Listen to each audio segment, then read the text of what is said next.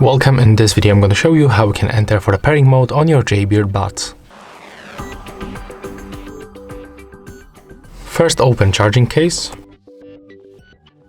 remove them, click and hold these buttons until these indicators starts blinking.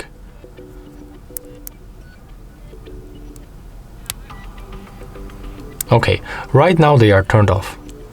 The indicators turns to the red. So right now, click and hold together until they start blinking, and as you can see, there it is. The next step on our device, we have to go for the Bluetooth settings and then go to the pair new device.